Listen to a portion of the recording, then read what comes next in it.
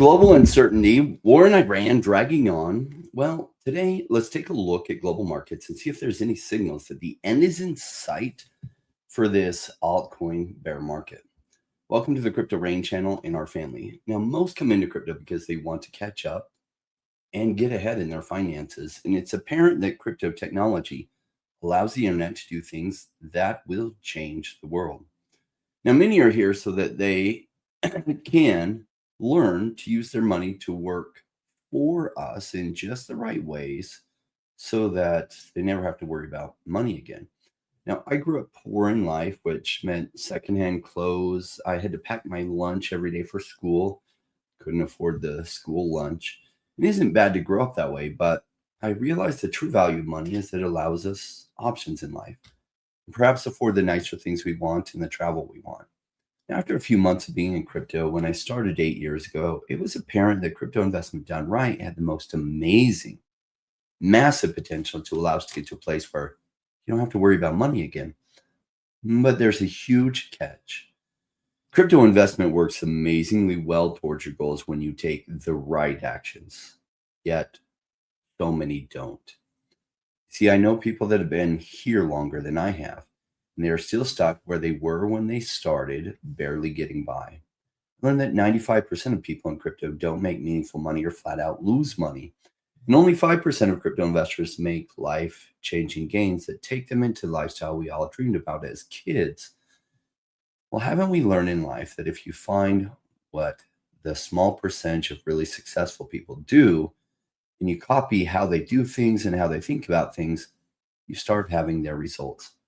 So I focused on figuring out what those 5% did and put it into practice myself, which by 2021, using those principles, I was able to fire my day job and put myself in position to never have to work again if I didn't want to. Now, here on this channel is where I share what I learned. I share my research on the companies I like and why I like them, and my feelings on the market. Today is our price analysis day. This is a day where we combine what I've learned with our special guest, Paul, joining us from DFINITY. Paul has been in price analysis for 30 years, analyzing charts and trends and looking at the price action to make guesses on which direction it might go. And so today is a fun time to look together at price movements and talk about global markets and what might be happening, and also look at a few of your picks. Now, note, if you're looking to be part of that 5% that make life-changing gains, join the Patreon in the link below that will give you access to our Rainmaker private Discord. Because surrounding yourself with people who have learned and are learning to do things the right way is exactly how you get good at this. All right, make it rain on that like button. Strap in for the show. Let me welcome Paul from DFINITY to the channel. Hello, hello. Here we are on a bullish day, it seems. Will it last? We will find out. I know, right? There's rockets that are taking off. Are there any market rockets that are taking off? So yeah, we'll take a deeper look. I would like to step back and look at the global markets, as well as if you have a chart on global money supply, it'd be interesting to see exactly where that is. So global M2. Yeah, M2. Let's see if it's on this. Don't know if it's, I've got it on this particular one. I've got two accounts. Here we are, Federal Reserve money stock. Yeah, there we go.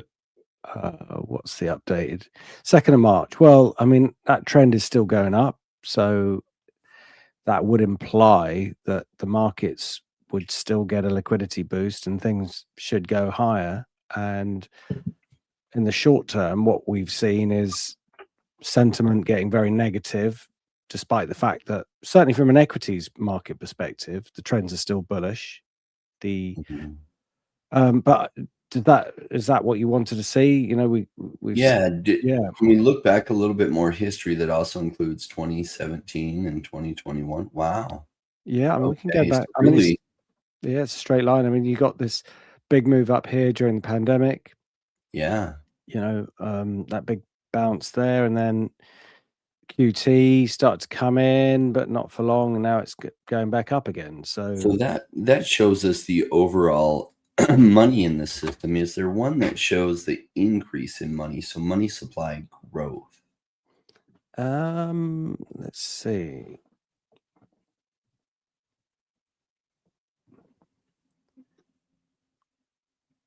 Let's see what that shows us. No. M2 growth.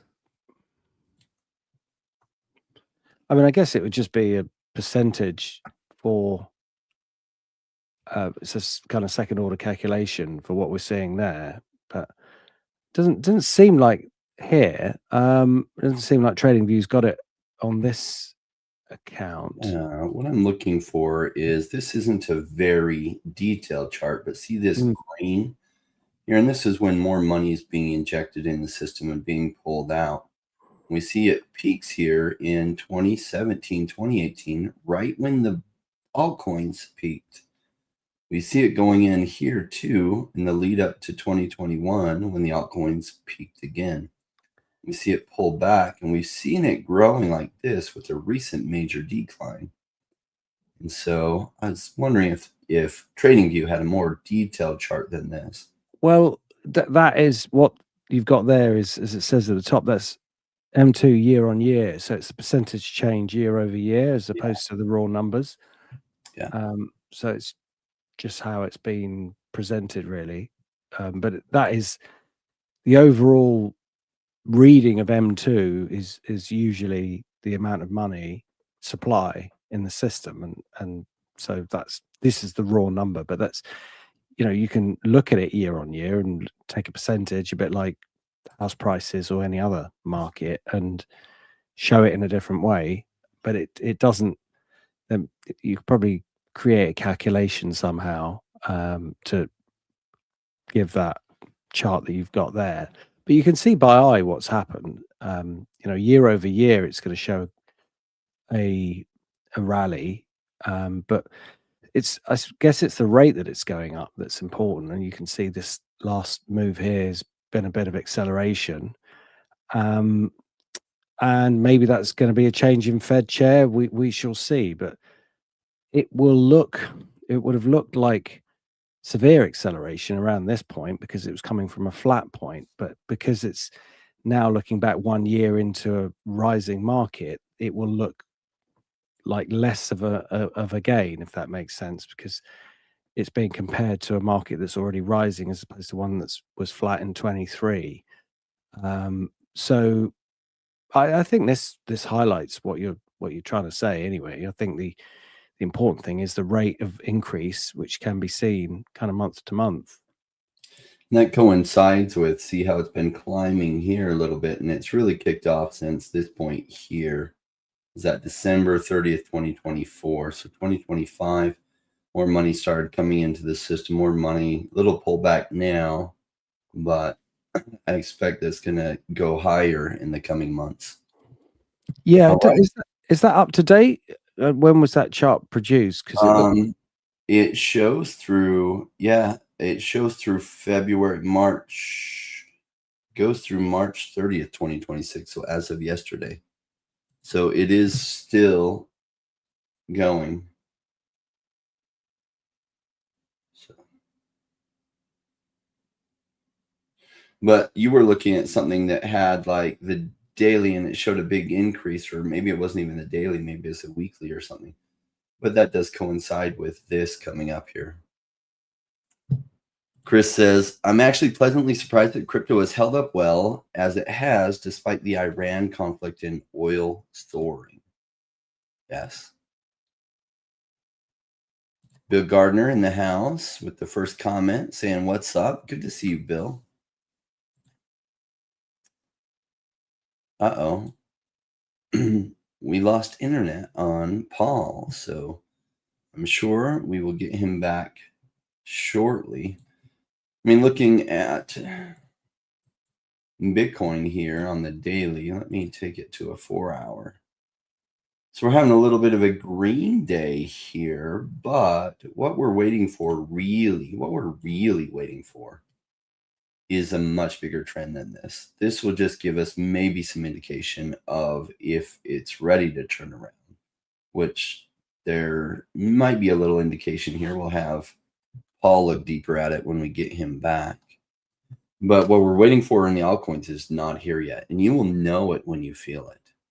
And like I was saying in a little bit of the intro, that the strategy that the 5% that make massive wealth use, and I saw this during the bear market and into the bull market before, is simpler than you may believe. And it's just dollar cost averaging into projects that you're researching during the bear market while the prices are really cheap. And you just continue doing that until the prices start to snowball upwards.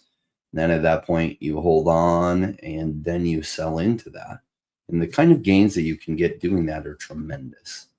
And so if things get cheaper, as they have been getting cheaper, really, is that a bad thing? Because then you're able to dollar cost average in at prices that you wouldn't have believed were even possible.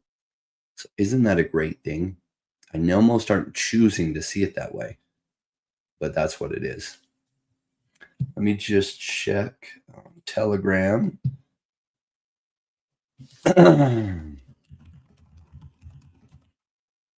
All right. There we go. Paul jumping back in.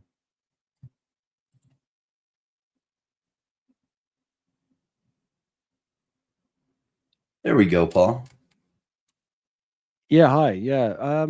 My internet's dropped out. I don't know what's caused it. So I'm on my mobile at the moment. So apologies for that. It seemed to be me. So Yeah. I don't know if you can still see my charts or if I have to put them No, back. you'll have to reconnect it, reshare it. Okay. So here we go. Share screen. So I'm on a mobile connection. So I put the resolution down. So hopefully it will work okay. So sorry. So you were sharing your screen. That was the last thing I saw. Yeah, I was just sharing some things while we were waiting for you to come back in. And so why don't we go through now the markets that you're keeping an eye on? We have had crazy things going on with the war in Iran, oil prices going up massively, which puts pressure on particularly the US Federal Reserve to not lower interest rates like had been expected. And so I'm curious to see what you're going on with price of precious metals, other things where money might be flowing. Yeah. So I always start off with the equity markets because we just want to see how they're the most sensitive, really, to market events and to liquidity. And it also gives us an indication of the health of the economy overall because stock markets tend to be forward looking. So, as you know, we start off with the Dow Jones, and despite the news flow, this has been a aggressive retracement, but you've got to put it in the context of what has been a very strong market. And is it definitely over? We don't know that yet. So the recent every weekend we got bad news, and the market would have to open and deal with bad news. And I was thinking we were getting close to saturation point with the Dow, and that happened on very key support. So if you look at this resistance here and here, and how it just came all the way back and touched it twice and off it went. So this is a decent rally, and it's nice to see. It's welcome to see because it suggests that things are easing, and the market thinks that things are easing, and we do want the whole state of the world to be a bit more safe, and that's probably what's happening in the short term. Whether it will last in the long term, I don't know. But whilst that's going on, we are seeing a relief rally. How far that will get, we will have to wait and see. But things like the Nasdaq are below some resistance lines now that it needs to get above. From an Elliott wave point of view, which I don't normally talk about, but I think it's relevant here. Elliott wave looks for 5 key waves to indicate the market is in a new trend. So what we've got here is we've got 1, this is wave 2, and this is wave 3. So we've got 3 downward waves, and in order to complete a kind of downward construction of a new bear market, you'd have 5 waves. So all it has to do is go up just a little bit more, and it will be negating that. And now that doesn't mean it necessarily will go up a lot, but I think it will be important because there's been so much fear in the market, and it's happened around key market events. It suggests to me that the market has got more upside, certainly for the next couple of weeks. So that's a good sign. I think at the very least we'll see a consolidation, and that kind of fits in with the fact that you said that the market can't lower rates. I think what you meant was the Fed can lower rates or should lower rates, which is what I think the general expectation would be, given war, given the pressures on the US consumer. It would make sense that rates are cut, or that they would cut rates. I'm not necessarily saying they should cut rates. I'm just saying, what will they do? And that's what the game of the analyst is, to predict what they'll do, not necessarily whether they should do it. And with inflation starting to build up in the long end, you'll see, with obviously energy prices, but with precious metals, base metals, all those things have been rallying. They've been well flagged. They are making things more expensive anyway. So they've got a real dilemma. If they cut rates, they're going to exacerbate that problem. If they don't cut rates, the markets aren't going to like it. So it's really a policy problem that I think is just going to get worse as time goes on. But in the short term, a rate cut will be supportive of the markets, supportive of risk on. And I think that's, in the end, what the equity markets are looking for. So some interesting things going on there. They generally look good for a rebound. I think we mentioned that last week. They went a bit further than perhaps I would have expected, but still within normal market parameters for a normal retracement. Whilst looking at equities, I think it's important to bring up MicroStrategy again, because it's nice to see Bitcoin rallying, and of course we're going to get onto that in a moment.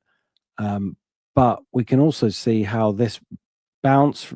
We talked about this point here when it rallied up, and it was a question of, will this be a significant rally, or will it start to fall away again? And I think it's whether one's leading the other. I think they both need to show some positive signs before we can change our view completely on the direction of certainly the majors. And I hope that this becomes a higher low and it goes up and it breaks through this $152 area.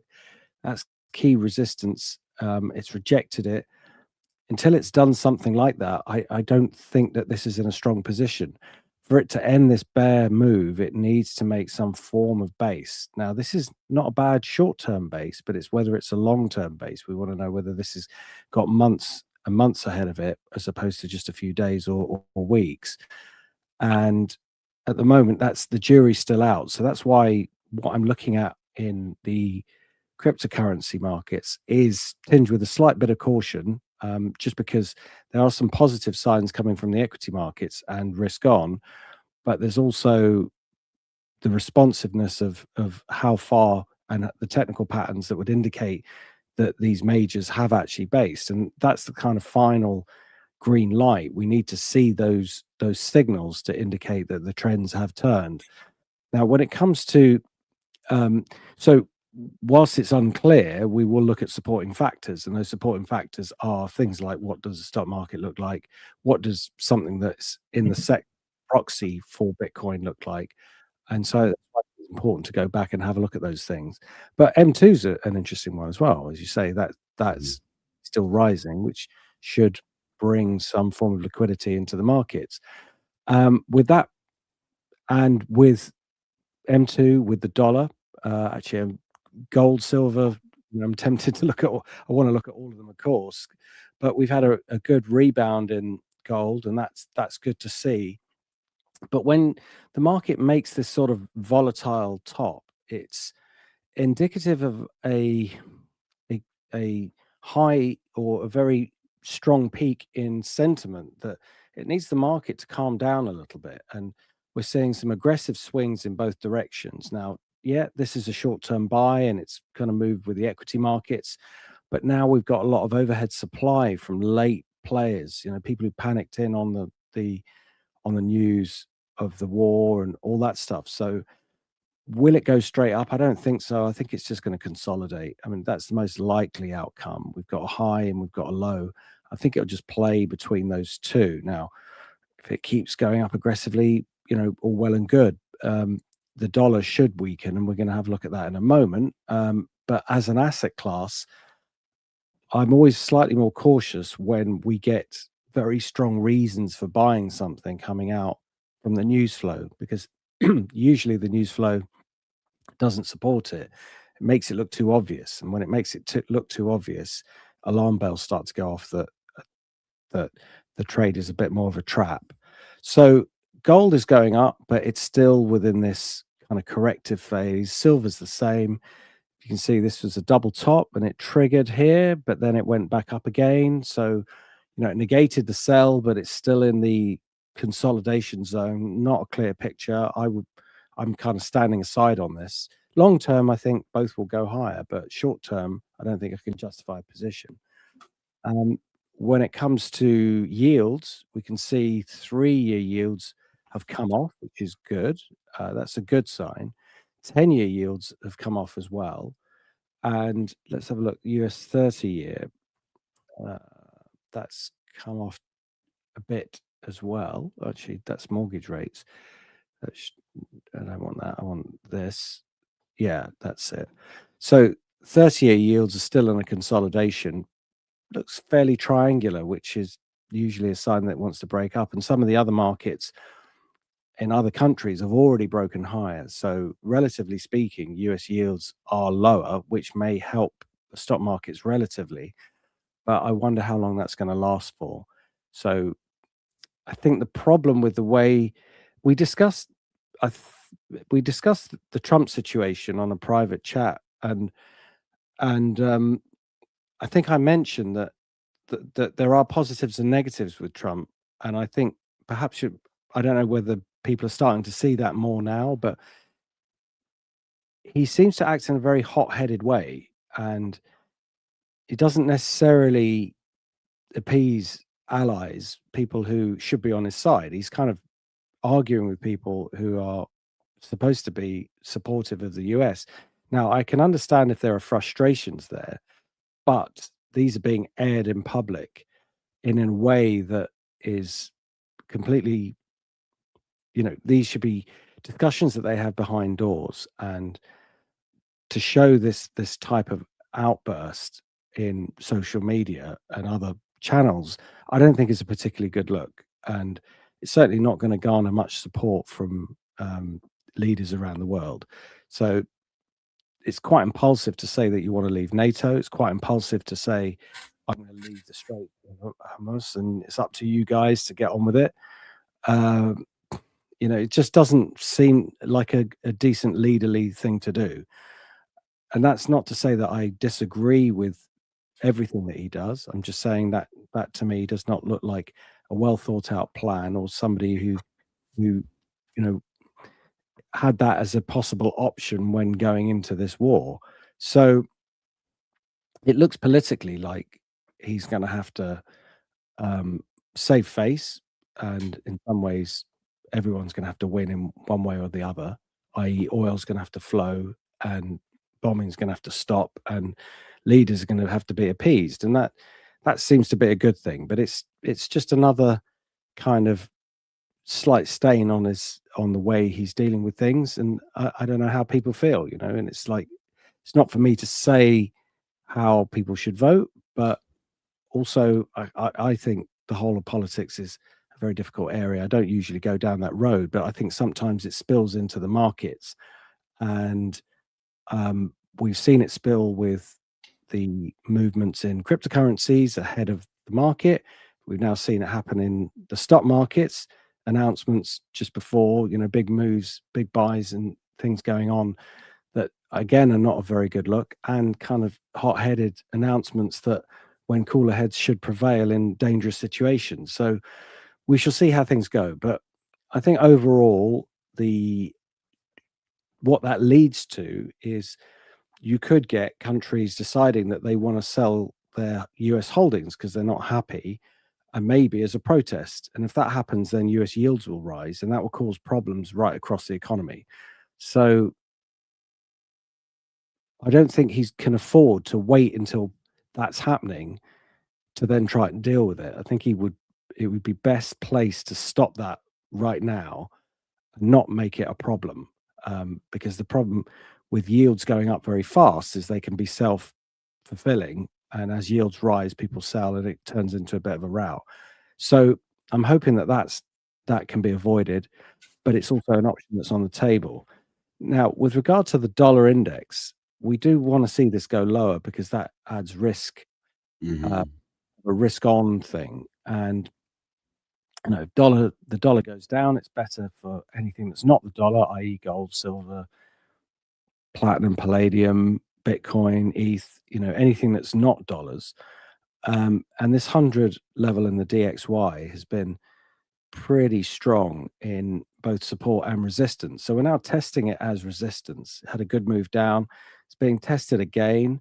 Some might say that this is a base and it's getting ready to break up. Well, it has tried to, but I think sentiment has been very positively towards fear, i.e. it's been in the fear camp, and fear camp would normally indicate that the dollar should rise, and it hasn't really. Now, I'm not going to say that this move is definitely over, but it's not moving in a way that those who are long would have hoped, i.e.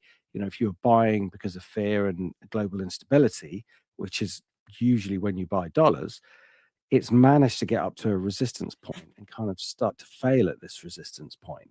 So if things look better, which they are, it's already starting to tip down. I think 98, this support point here, if it can break that, then if you look at all these like 1, 2, 3, 4, 5 points of rising in a trend, that would kind of negate that and be the start of perhaps a sharper move down.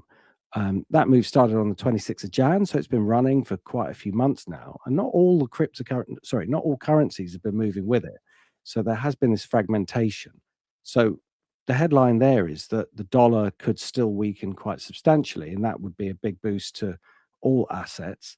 And there may be some pressure on the authorities, given, as I've mentioned, the war situation, to support the US consumer, global consumer perhaps, but US mainly, with higher fuel prices impacting the economy. The easiest thing you can do is make borrowing cheaper. Simple as that.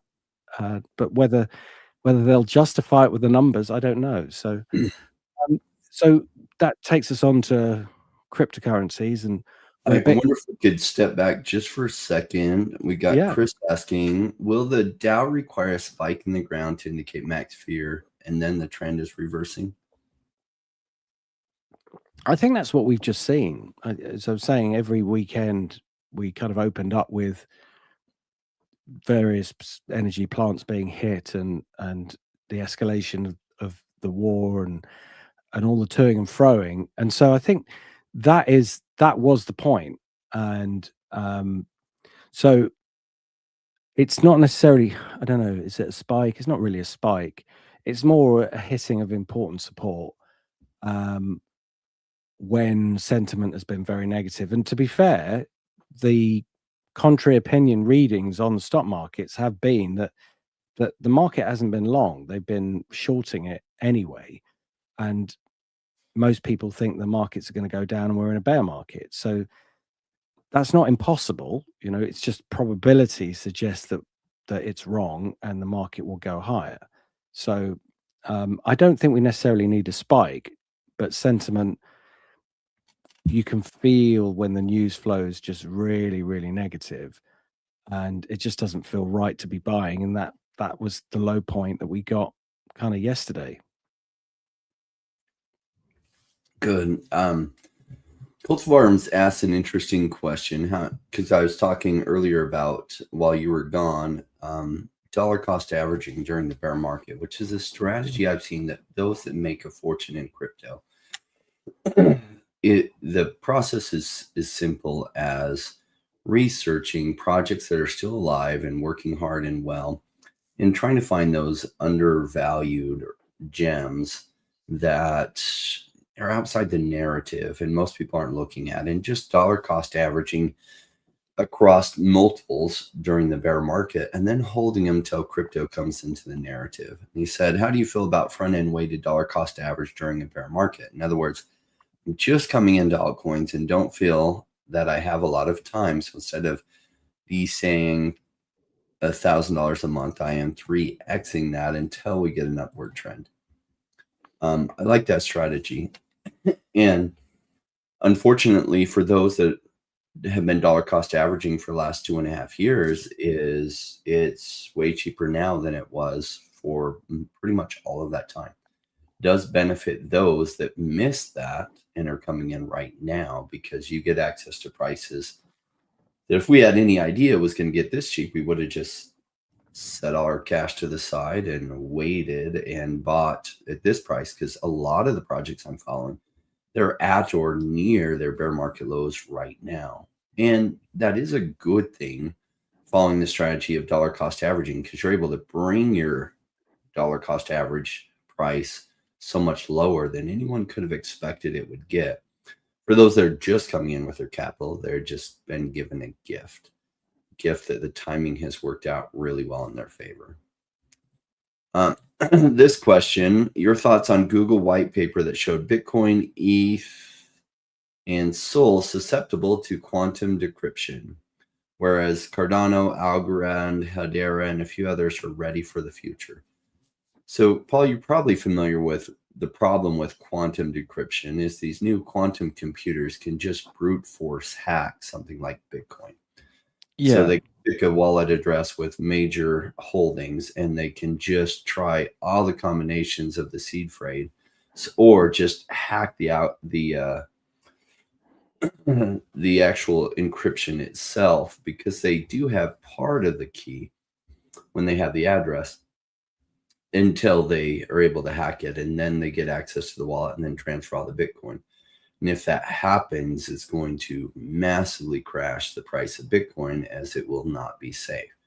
Now, some of the other altcoins have been more forward thinking on this in providing a quantum safe route to go, like Cardano, Algo, and Hedera. So I guess he's asking if that has a chance to crash Bitcoin's price. And at the same time, if it crashes Bitcoin's price, what about those that are quantum safe? Do you have an opinion on that? Yeah, it's a very valid concern. When I first started looking at cryptocurrencies, that was my main concern. I was using that as an argument all the time, saying, I'm not sure how the governments are going to allow this to happen, and I think quantum computing could kill it. And it's speaking to a friend of mine, he said that within the white paper of Bitcoin, it can allow for code, and I'm paraphrasing because I can't remember what he said. It was a good few years ago. He said it will allow for quantum computing. So, in other words, if that bridge becomes a problem, they will cross it with a solution. So, having said that, I don't really know, because see, I operate in the markets on the basis of I don't know anything, and anything can happen. Because as soon as you start being very definite about anything, then that's when things get dangerous. So I don't think it's going to be a problem. And given that sort of governments and big corporations get technology before anybody else, there would be signs of them being able to do it before we would see it. And we haven't seen it as yet. There are probably a whole load of technical problems with it anyway, and a whole load of things that they need to overcome. But yeah, the problem with this sort of encryption is that every credit card transaction and all the security that we have on the internet would also be overcome. So that would, I think we'd have a big global problem with technology, a huge one. And I guess that's something that nobody wants to happen. So somehow I guess it would have to be controlled, but it is definitely an issue.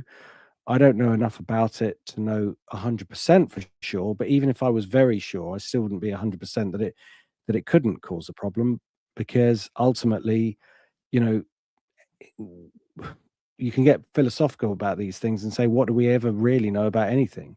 But in the markets, um, people say this is impossible, and then, or technology is impossible, and then they manage to create it. So there's lots of things that have changed people's minds about things they thought could never happen. And so yeah, I would keep an eye on it, but I think the way we're going to know, and like the practical solution to all of this, is that's why I use technical analysis, because if it is becoming a problem that they can't solve, the price will just keep going down. And I would just look at the prices of all the relative products and see where they're going. And in the end, over the long term, that will tell me when there are when there are existential problems within any particular technology that would send it to zero, because the market price will move very quickly, and probably sentiment won't move with it. It won't reflect it. There'll be a lot of fighting of the move. So that's how I would approach it. Yeah, agreed. Well, let's take a look at ETH, and then we'll start going through the list. We only have a few suggestions here, so if the audience has one or two they want to add in, we'll have time for that. We'll have a little bit of a short day today. We have some commitments coming up, but we do have time to add in a few if there are some suggestions people want us to look at. Yeah. So just ending on the, I think we just got to Bitcoin when we kind of circled back. So the whole Bitcoin chart here, it's had a risk on's had a rally. This has had a very small rally. If you look at the volume, it's still going down. So there's not a lot to say about this other than it's still in a consolidation. We're still waiting for a breakout. I would have even said that this break below here was a sell, and the market's gone down and come back up again, which is just frustrating from a short-term trader's point of view, because the market is just choppy. Where I think it's more significant, or where it becomes clearer as to we've hit some form of base, is right across this 74.55. You can see why that's a big level support, and then it tried it as resistance, came off. If it gets through that and it breaks this downward trend line, then I think we're in much clearer air. But for the moment, it's still turbulent and unclear. So my view's got to reflect that. I'm not sure. I think I said 60-40 that it might go up last week, and I guess it's still 60-40 on the upside, but that's not much. That's a fairly balanced view, not enough for me to really want to take a position. With regard to ETH, I think that's playing off the lower support line, i.e. it's relatively stronger, which I think is interesting. So it's held off on this line, whereas Bitcoin went through it. It's back to a key resistance point. So we'll see. It's actually traded right off it today. It hit it and then just dropped a little bit below, but that's not significant enough to say that it's failed there. It would be better, obviously, if it gets through there, but we've still got this downward trend line as the main resistance point that it needs to get through before we can change the bear trend that it's in. And if we put a horizontal resistance point here, you can see that would complete a base. So whether those two, well, they're probably not going to come in at the, could they come in at the same time? I suppose they possibly could. If this rallied up to here, would that align with this downward trend line and we get a really good breakout signal? That's possible, but it's the position that it's in right now is not one where I would be taking a strong view in any direction over the short term. So for the next couple of weeks, maybe I think it will squeeze higher, but beyond that, we need to see a bigger base. And on the positive side, it could potentially be building a base here. It has to start somewhere, and we got the big sell-off down here in February, and it's gone sideways ever since. So despite the negative sentiment that we're seeing, despite the news flow from geopolitics and the war, it's not gone any lower. That's a positive sign. And whether that's enough just to keep it in a holding pattern and then it goes down is what we're going to resolve in the next few weeks. But for the moment, I think powder dry and just keep a clear mind is how I see this, and then we'll wait until things resolve themselves. But I mentioned before about this lower line. It could come back down to there and still be positive from a longer term perspective. So we'll see what happens. That could be a sharp move, or it could be a sideways step until it comes up to it, and then we go into a bigger rally later in the year. No, let's stay on this page. Accidentally just pushed the thing to one side. So what have we got? We've got Solana as well. We haven't looked at Solana in a while, have we? So let's get over to crypto because that says economy. So Solana, that is, we looked at what we were looking at potentially last time, which is interesting. So this was this an inverse head and shoulders? That was the question. And in order for it to confirm it, the market had to rally off this point and then come back to here. So this is technical analysis and operation. You're waiting if the market does this, then we do this. And the breakout point was here at 149. Now, the other thing about looking at technical patterns is when they fail, they also give signals. So the fact that the market failed here and then took out the low was a signal that this was not a reversal pattern. It was more a continuation pattern, and the market has continued down. Now we're in another consolidation. And the question here is this a low, and will the market rally aggressively from here? Well, step one, it's seen a very good spike to the downside. So that's a good stake in the ground, and it's trying to build off it. But let's look at the characteristics of this rally, which is very common across all the other markets. It's folding over itself. So the market's going up, coming down, going up, coming down, and it's not a smooth, clear upward trend. It's more it's a rally that gets sold into, gets bought up, and it's kind of corkscrewing up or in a sideways fashion as opposed to in a sharp fashion. So that compression of price is not a good sign. Normally, when the market sees an opportunity, it jumps on it and it keeps going. And that's not surprising again, because volume has been low and it's been continuing to generally fall. And we've had a bit of a rally here, but let's just get rid of that. We've had a little bit of a rally. Let's see if I can just zoom into this. Volume's gone up here on this day, on the 31st.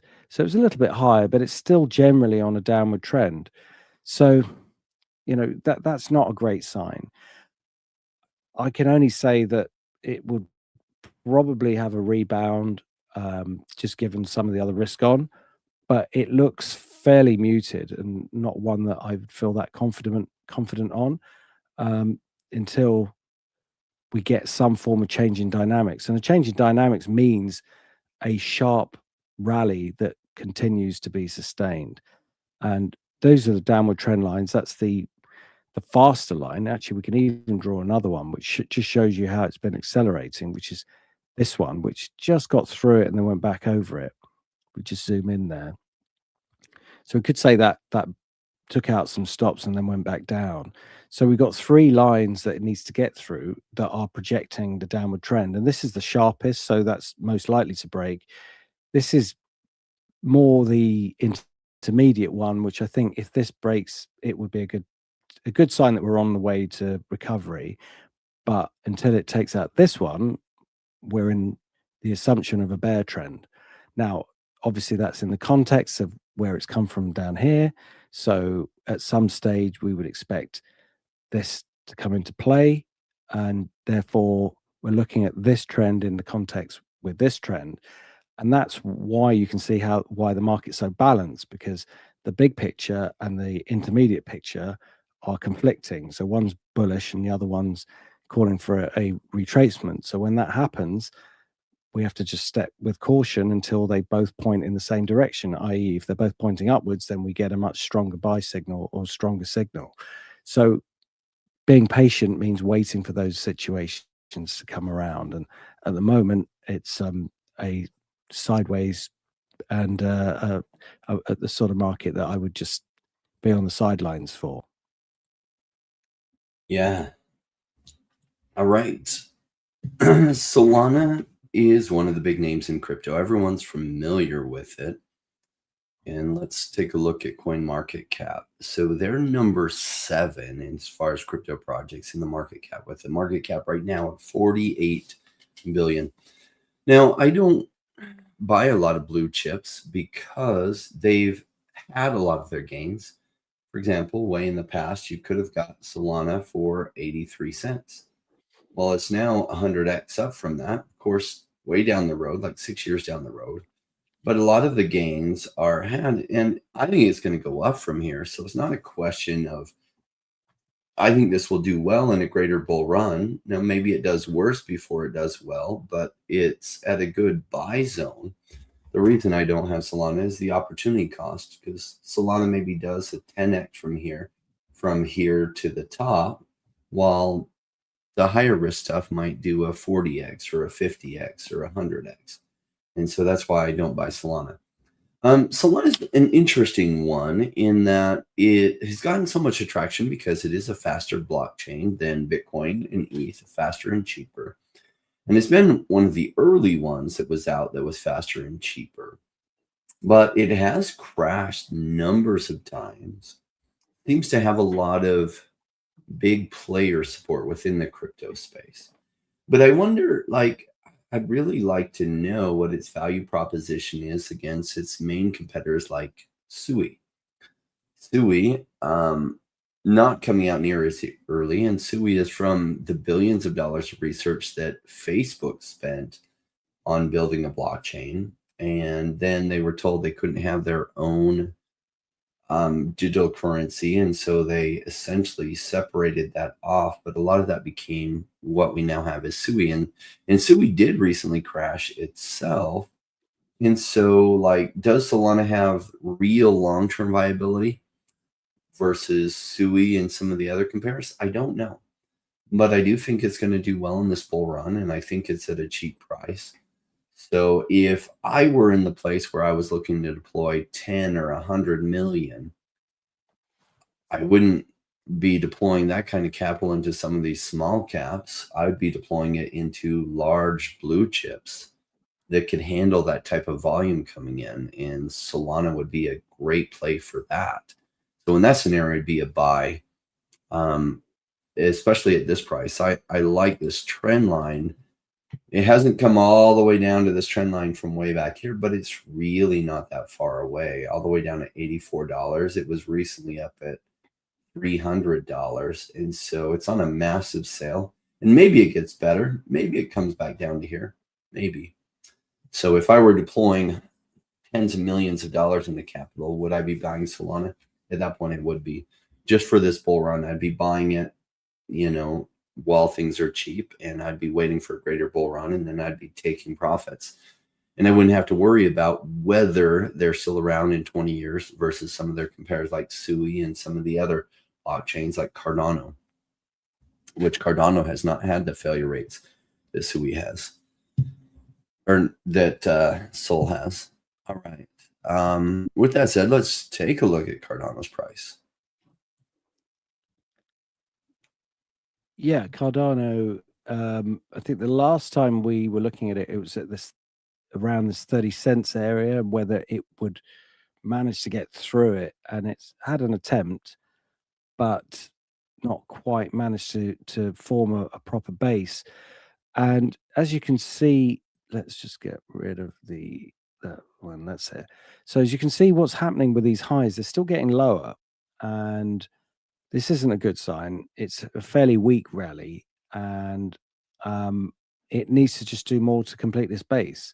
So it has broken this through this trend line, but that's still a very aggressive, fast-moving trend line. That it can do that and still not actually be in a bull market. So, i.e., it can do that and not negate the bear phase that it's in. What one would hope for or look for when the market is changing this trend is it breaks through, and then you have strong follow through from that. Even better if it's formed a base over, say, a month or so, or perhaps even a bit longer. So on the positive side, low of the 26th of Feb has not been breached. But on the caution side, the rallies have been muted. This isn't enough to change the trend. There isn't enough of a technical signal, despite the fact that it's a favored project. And I can completely understand why fundamentally people like it. We've got support. Actually, I was wondering whether that was completely mirrored with this move here. It didn't quite get there, but fairly close. This whole area is key support, of course, which is why it's consolidating here. And it's also why, if it lets this go, it will move fairly quickly to the next support point, which from what I can see from this consolidation is around 17, 18 cents. So we really don't want this low to be breached. And it's kind of leaning in that direction, which is not good. So the rally that we're seeing in the markets, hopefully they'll continue, but we've got to look for a response. Now there are times when things lead the move, like the majors could be led by Bitcoin, ETH, and then nothing happens here because people have taken their eye off the ball. We've also got Easter coming up, with a bit of a longer holiday, whether that affects volumes, which probably will anyway. But you get a move in one and then it cascades into the others over a time period. So that's possible. So we'd have to watch it holistically with everything else. But on its own, right at this point, it has to be a wait, because there's just not enough to suggest that this trend is over. I understand that buying will go on because of we're near this really key support point, and there will be people looking for this to synchronize with the rally that we're seeing elsewhere. Completely understand that, and I can say that that could be a valid strategy, but it's not one that is technical enough at this point for me to say that it's I'd rather wait for different opportunities and for it to be clearer. So for me, it's a wait. All right. I love it when the market gets this kind of cheap. And I know a lot of people don't feel that. But I mean, man, look how cheap it is. It's come right back to its bear market lows, hitting in this 24 to 22 cent range only a couple times. And this is amazing. Now, could it break lower? Yes. And if it does, that's an even bigger gift. But I don't expect it will. Look how strong this support has been. I think we're kind of coming back and touching some really lows, driving out the last of the paper hands and the weak hands. And then we're, in my opinion, off to the races. So probably the last buy at these kind of prices for something like Cardano is my guess, my feelings for myself. Now, overall, looking at them on CoinMarketCap, they're number 13 on the market cap. So we've got Tron ahead of them, Dogecoin even ahead of them. Hyperliquid has passed them up. And so I like to buy projects that I like for the long term when they are cheap rather than when they're expensive. And Cardano is pretty darn cheap right now, $9 billion market cap. Now, it's not as cheap as it was when I was really loading up Cardano last bear market, when I was buying it at 3 cents and it bottomed at 1.7 cents. And so 1.7 cents is about 1/15th of where the current price is. And even at 3 cents, that's 1/8 of where the current price is. But it was at a much riskier stage back then, when many people thought Cardano wouldn't even survive, and it did, and it went all the way to $3.40. Even though it doesn't fully reflect this on this chart, it did hit that high, $3.40, which was about 200x from the from the lows. So you can see the kind of profits and potential there is in crypto. Now it's come all the way down to 24 cents, which is a punishing low price for Cardano. And I think there's lots of reason to believe that Cardano is going to survive and do very well in the bull run, and probably even long term. So this is a great buy price. Now, like I said before, I'm not buying blue chips because I'm not trying to load millions of dollars in. I'm able to, because then you pump the price on low market cap projects on yourself. I mean, some of the projects that I'm holding have a market cap of 4 million or 6 million or 10 million, or a few of them even 40 million. And you can't throw millions of dollars into those without pumping the price on yourself. And ones like Cardano have much bigger market cap. So though you won't get the potential upside that some of these lower market cap ones have, you can load in and you can get back out without crashing the market on yourself. And that's why a lot of big players go for these blue chips, and they don't touch the lower market cap projects because they would just affect the price too much when they buy and when they sell. And for many of them, they have a much more conservative strategy. They're okay that they don't have the option for the higher gains because they're looking for lower risk options. All right, let's take a look at WAN chain, which has been at a steal of a price, and let's see where it is now. Yeah, so one chain is pretty much similar to Cardano, except I guess in terms of price, it's still very flat, and the rallies have been muted. What we're seeing is each rally is, well, certainly recently, is at a lower high. So I have to proceed with caution, really, because it feels like this is going to be. Is it going to be a reversal or is it going to be a continuation? I have to look at the probabilities, and the probabilities are for me at this stage that, if you're waiting for cheaper prices, you may well get them. That could be the way of it. So for me, it'd have to be a wait, just because of the nature of these rallies and how we're not seeing any continuous rising or change in market dynamics, even though we have had a very strong event to suggest that the trend would be over. So it's enough to hold the market sideways, but not enough to change the trend. So relief rallies, yeah, short term percentage terms, they're massive, aren't they? But has it actually changed the trend? Not quite. For me, this 8 cents, 8.1 is very, very important. That was the support. It's been the resistance. It's kind of marked the high of that range.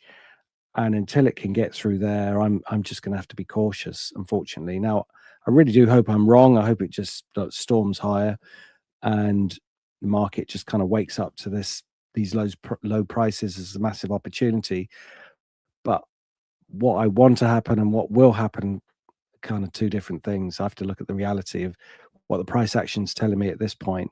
So in the way that I look at things, I would say that the risk is still to the downside, and I think at the moment it would be a wait.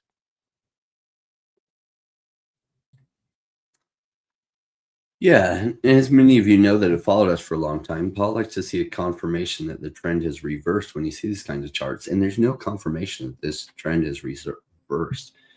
It's still along those lower trend lines. Let's take a look at a coin market cap where the market cap is all the way down to 13.45 million. And it's at a low that it's hit since before it launched. And that's a good thing. Now, I followed WAN chains since all the way back in 2018, or I should say WAN chain. I got in the habit of calling it WAN chain way back then, and I still call it WAN chain often, but it is pronounced WAN chain.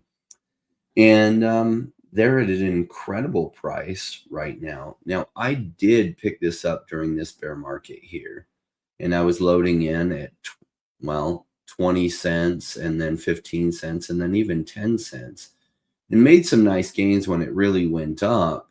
But it did only do a 10x because they didn't really have all the stuff that they were working on. They were looking at secure ways to help a lot of chains really connect to each other. And this was still pretty early when a lot of chains were just barely getting on MetaMask, and there wasn't really a way to integrate them. So they didn't have a really big pump during the 2021 bull run.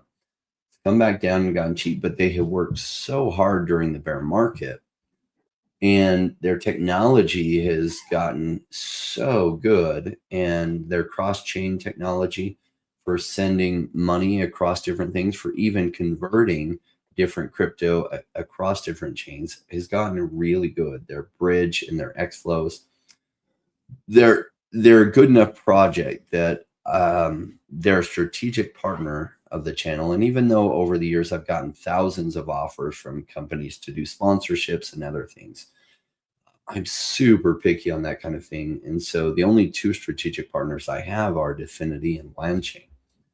And it's because I really like the team behind, and I like the project, and I like what they're doing. I think it's fundamental to blockchain, and yet the price is super cheap. And this is a great point.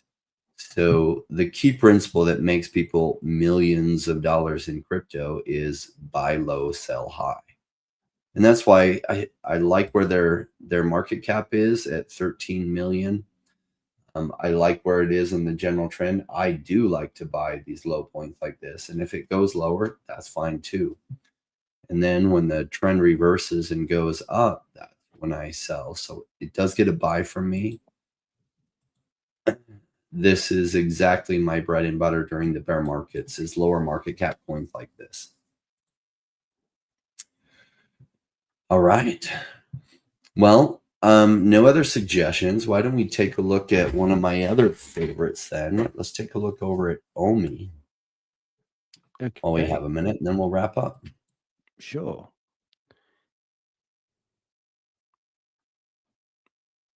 Right.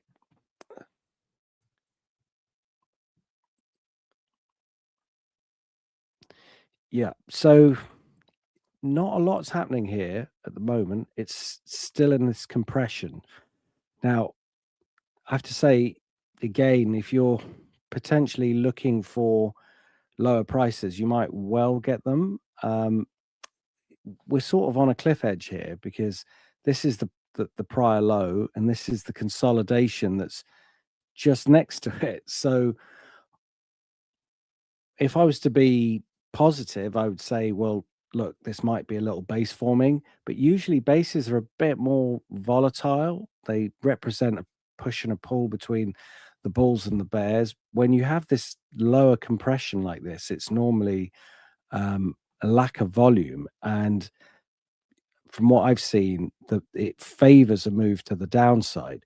But I just want to show you something that kind of highlights how that can be wrong, because just because I'm saying this from a technical point of view doesn't mean it's guaranteed to be right.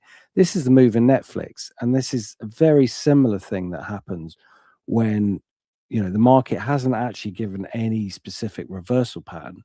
It's being compressed, and if you'd asked me what I thought of it here, I would have said, well, the trend's down and there's no reversal pattern. But that doesn't mean the dynamics can't change very quickly. So I don't want to say just because it doesn't look positive from a technical point of view that it's impossible for it to rally, because that's not right. And as I mentioned earlier, the way I approach markets anyway is that the assumption is that I don't know for sure what's going to happen next. I'm always looking for the probability, and that probability can sometimes change very quickly, and I have to just be nimble with the market. But at the moment, given that the trend has been down for some time, for most of this year, I have to still go with that as being the dominant theme. And therefore, until I see something very significant to the contrary, either in short-term price action or some form of reversal pattern, which usually takes more than a couple of weeks, sometimes months for these bases to form, I'll have to just stay on the cautious side and say, for me, it's still a wait. Yeah, I'm not surprised by that call at all, Paul. All right, so Paul, wait, and let me pull up my charts for it.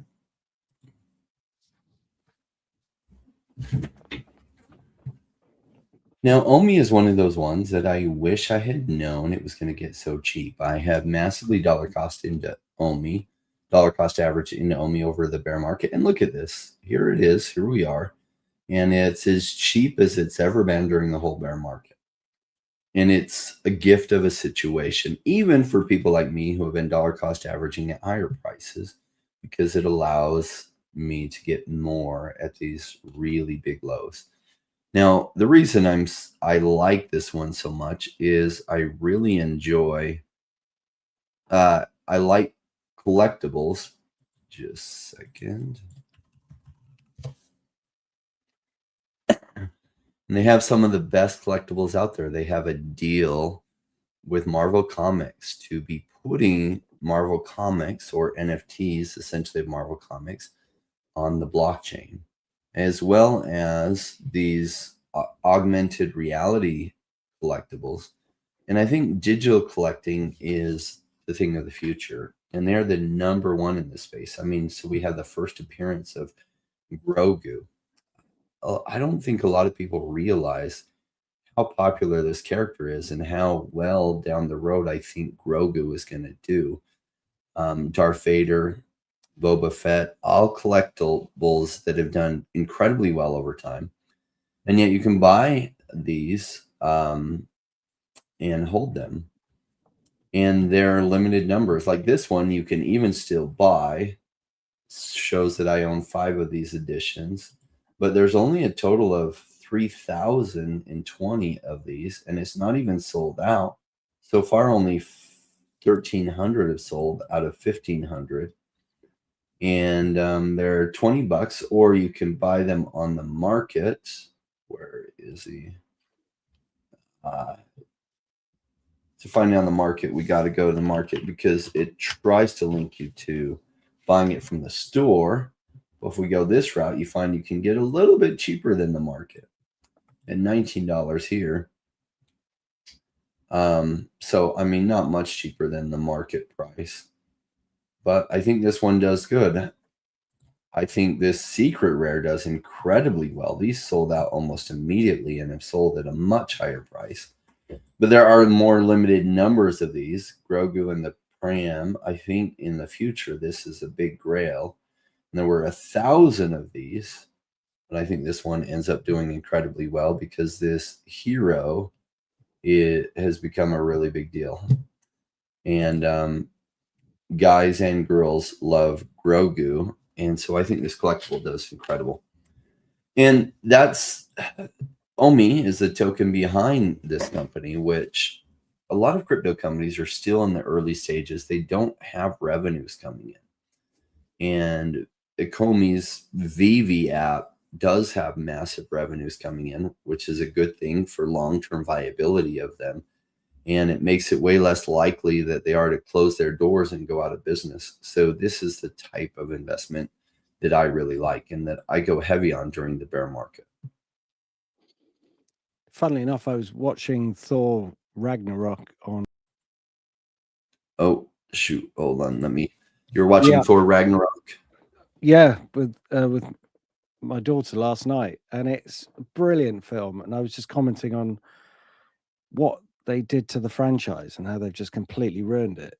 And I don't know whether they've resurrected any of the main characters, but they had just the most brilliant characters you could ever want, and they've just got rid of them all. I just don't understand it. Yeah, we'll see what they end up doing with it. They crushed it with starting with Iron Man. They really did an amazing job. And then they brought in the Avengers, like Captain America, and then the Avengers, and they made so many good movies for a long time. And then like Thor Ragnarok was all right. But then what was the one? So after Thor Ragnarok was another one, right? So Ragnarok was the one with his sister he was fighting. That's right. Yeah. And it's just really funny. You know, the writing's just really sarcastically funny and very entertaining. But it's more the characters. It's like, you know, it's like getting rid of Superman. What are you going to do if you get rid of Superman? You got to find another superhero to take its place. And why would you do that? It's almost like getting rid of Coke and then deciding you're going to make another drink. All the advertising, all the comics, all the history, all the people that have grown up with these, all the billions of dollars that have been spent in that advertising, all the goodwill, and you're just going to throw it all away. I mean, it's just insane. It's absolutely insane. I mean, you could sort of put all the characters on ice for a bit and put the story into try out some new characters. Actually, to kill them off is just ridiculous. It did a great job with Thor Ragnarok. It was Love and Thunder or something that was just so. But compared to Thor Ragnarok and all the other ones, Thor Ragnarok was really good. And the Avengers movies were incredible. And sometimes they just don't live up to the hype over time. I hope they continue to use a bunch of these characters. We'll see. Yes, somebody has to. And they are taking some of the side characters and they put on Disney Plus, they've taken them and put them in. Like there was the Punisher series, and I guess the Punisher is going to be in the new up and coming Spider-Man movie. With the same character that was in the Punisher series on Disney. And so I'm looking forward to see how they roll this out. Like I've loved the comics and these heroes for a long time. I'm glad to see them do such a good job making entertainment movies and even series with these characters. I hope that continues because they've been epic movies that I've looked forward to and then been pleasantly surprised with how good they are. A lot of times historically, do you remember like 30 years ago, if there was a book that was really popular and then they made a movie out of it, almost always the movie was terrible. Do you remember those days? Oh yeah, definitely. Yeah, it was always like the book's better than the film. Yeah. Yeah. I mean, most of the time. I mean, look, I'm not an expert on superhero films and the genres. I mean, I've got to look up who's with what, and I don't really know. I just know a good film. I think when I see a good film is one that you can sit down with the whole family. You can have mum and dad and the kids, and everyone watches it and everyone enjoys it. Then you're really hitting all the marks.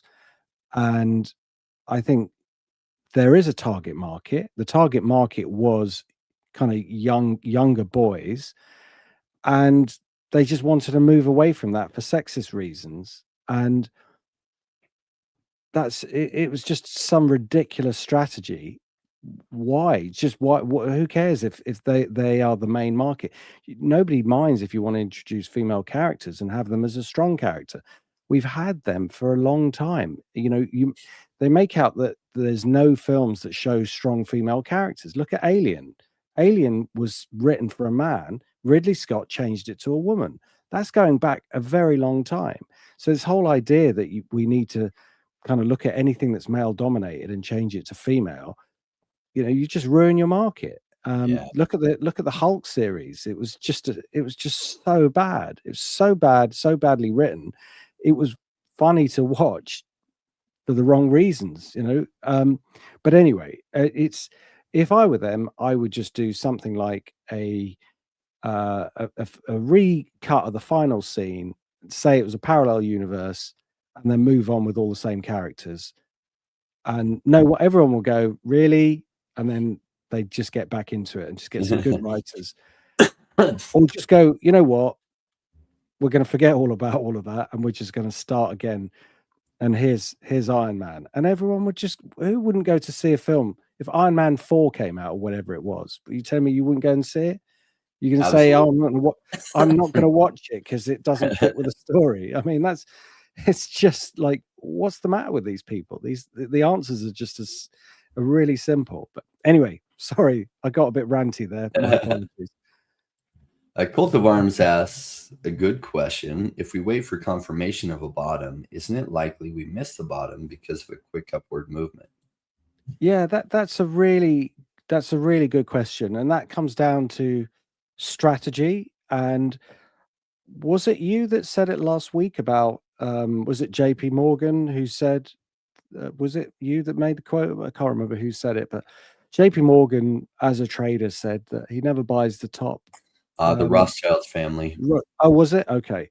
So whoever it was, you're looking in the style of trading and analysis that I'm looking for the kind of middle movement that lasts a long time.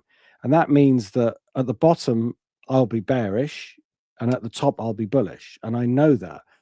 But what you give up for that is that you won't get caught on the wrong side. So in other words, as the market is going down, I need to wait for confirmation. So that confirmation means that built into my way of looking things, I will miss the low. I'm not trying to capture the low because I don't know where the low will be. So if you go back over the trend and say, well, this point I thought was the low, and this point I thought was the low and it wasn't, and this point I thought was the low and it wasn't. I need the market to confirm it's the low and then be moving up, and then I'd be happy to buy it. And so it's where absolute price is very different from probability. So in other words, you can have $1,000 stock that goes to $1,500, and you can have a 10-cent stock that goes down. And people will think, well, the $1,000 stock is expensive and the 10-cent stock is cheap. But that's not the way the markets work, because you're not comparing like with like. It's people compare markets as though they're going to the supermarket and they're buying baked beans from one place and it's cheaper in another place. They're not the same product. There's a different number of shares that have been issued, different market caps, different outlooks. So the absolute price is very different to the direction that the market can take. So for me, and in the discipline of technical analysis, I can't just buy something because it's cheap. And I respect what Jay does here. And I feel that everyone has to do what's right for them. I can't do that because that's not my strategy. I think the differentiation where people run into trouble, and I think we're both agreed on this, is when too much risk is taken, i.e. levered risk. So if people are leveraging their accounts and buying, as the market's falling, with money that they just don't have, that's extremely dangerous. And that is one thing that people I think shouldn't do.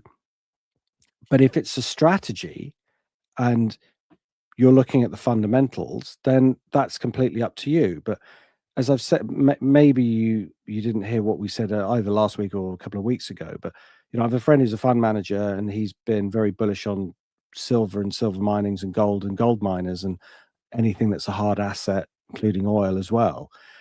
And for many years, those trades have been out of favor, and people have, exited the fund because the performance hasn't been very good. Now he's number one because it's all come into favor, and his strategies, his belief has come into favor. So, if it were me, I wouldn't have been in those trades. But technically, as the market starts to turn, then I would hope that my method of looking at things will get me in at the right time. It won't get me in at the low, but it'll get me in the right place. So I will be wrong, but I won't be wrong for. I hope not to be wrong for long, and that's how I see it. So that's the difference. There are times when you look at the charts and they like the Dow, and it can come back to a support point, and you can buy it on a support point. Sometimes it goes right the way through it, and you get stopped out. Sometimes it doesn't, and it looks like you bought the low. So there are things within technical analysis that can help you to get close to the low, but none of it's easy, and that's the other thing. Like, people come to all these markets thinking it's just easy pickings, and they're going to become very rich very quickly. And I think that's in itself is very dangerous. You have to have there's no gain without risk, and the bigger the gain, the bigger the risk. So, but it's good to see different strategies. It's good to see different opinions, and the only way forward is for you to form your own. Good. Yes. Paul and I have very different approaches to this, and I buy more for the long term. So I'm buying the bigger trend. So loading up during a bear market at price is where I can look at it and feel like it's fundamentally cheap, even though it might not end up being the bottom, or maybe it does end up being the bottom.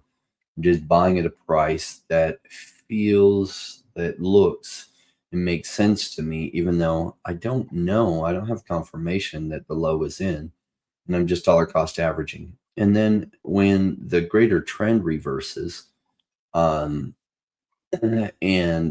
those projects come into the narrative, and then they're getting scooped up hand over fist by other people, I'm then selling into that, much like buying silver mines 4 years ago and then selling them now, because now silver is in the narrative and the price has run tremendously. They were relatively cheap 4 years ago, but there wasn't a confirmation that the bottom was in. And now there's not confirmation necessarily that the top is in too, but for me, it'd be a good time to be dollar cost averaging out of that trade, having made the major swing in it. And that's the type of trading that I do, is called swing trading.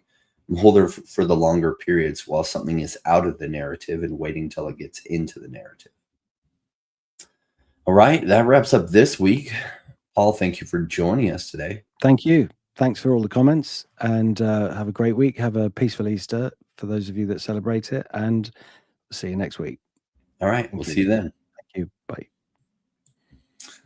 Well, I know it feels like bear markets can last for forever, and this one has, and we find ourselves in this weird situation that altcoins are really at or very near their lowest point during the whole bear market. And this has driven a lot of people out of the market, and they're missing the bigger picture. I mean, the number one point in making massive money is buy low, sell high. And so what interferes with a lot of people is they have this thing called recency bias. And they look at the charts and they feel like the trend that has been happening is what's going to continue to happen. Now, Paul at least can recognize when the trend is reversed. He puts little alerts in, so when it's clear it's reversing, he ends up not getting in a low, but he can see when it looks like it's reversing, and he does make some entries then. But what happens is a lot of people, they miss it entirely. They just forget about it until everyone is talking about that. Talking about, say, crypto, and that's when you're really late. Not only did you miss the bottom, you missed it by a lot, because you didn't even recognize when the trend was turning around, and you waited till everyone was jumping in. That's not how you make money in any market that swings like this, whether it's real estate or crypto. What I like about crypto is fairly small cycles with massively high volatility. So if you're buying when things are low and even really low, and then selling as they come into the narrative, and that swings massively to the upside, the kind of gains you can make are unlike you can make anywhere else. And that's what drives me so much about crypto. That's why this is exactly the place to be. And yet most are going to miss it. And that's okay. You get to make the choices for yourself. The fact that so many other people are missing it, well, that's on them. Question is, what decisions are you going to make? And will you reap the rewards of being able to buy low and then sell high? We'll see. We'll find out.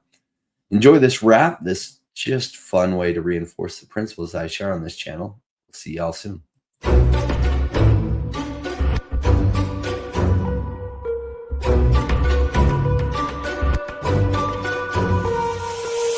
To the space, chasing all of the gains, chasing the pumps and all of the hype trains. But like in life, shit about before you could. Was told to buy when it was pouring like a rainmaker should. To buy when it's down, don't chase the boats that I miss. Cause I always make the time in mind. I take the one out cause I'm patient like that. And I'll wait for the right time. I'll sell when it's high, I'll buy when it's low. They call me rich, they call me smart. I'm just a rainmaker running the show. Calculated investments, I don't lead with my heart. The principles are simple, to leave in a lot. Buy when it's boring, just gotta be smart.